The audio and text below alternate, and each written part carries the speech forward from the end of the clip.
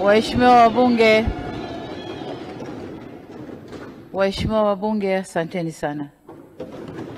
Sauti.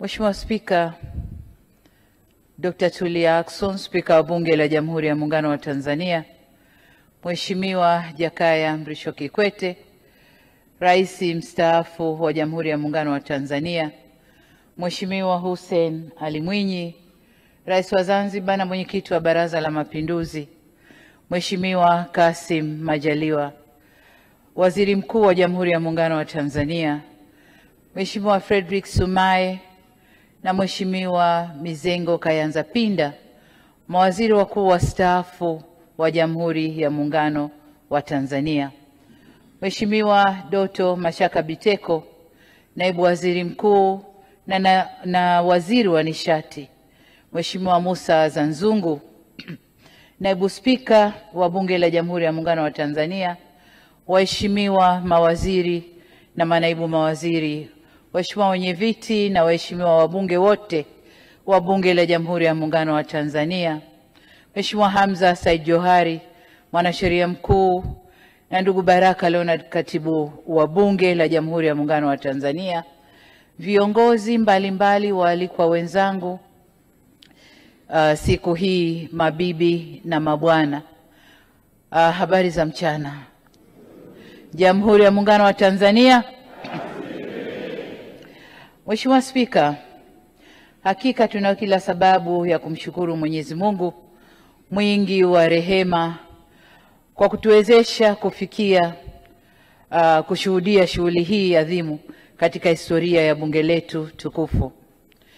Katiba ya Jamhuri ya Muungano wa Tanzania inanitaka leo kuhutubia bunge la 12 la Jamhuri ya Muungano wa Tanzania kwa lengo la kuhitimisha shughuli za bunge hili ili kuwezesha kuanza kwa mchakato wa uchaguzi mkuu wa mwaka 2025. Mheshimiwa Spika, nashukuru sana kwa nafasi hii ya kulihutubia bunge ili niweze kutimiza wajibu wangu huu wa msingi wa kikatiba.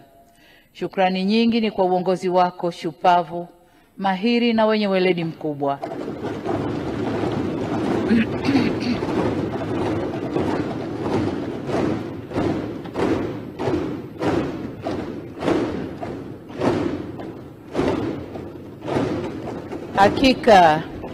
Hakika Mheshimiwa Spika, umeliongoza vyema bunge hili na kukamilisha mikutano 19 katika bunge hili la 12. Najua haikuwa kazi rahisi, lakini pia ni kazi nyepesi kwako, kwani kuna wengi na kila mmoja na kichwa chake ndani ya bunge hili. Kwa hiyo haikuwa kazi rahisi kwako,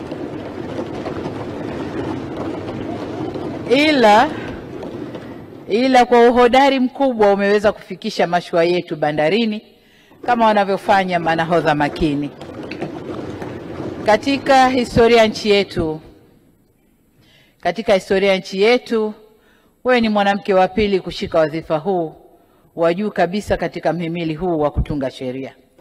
Hakika hujatuangusha wanawake wenzio.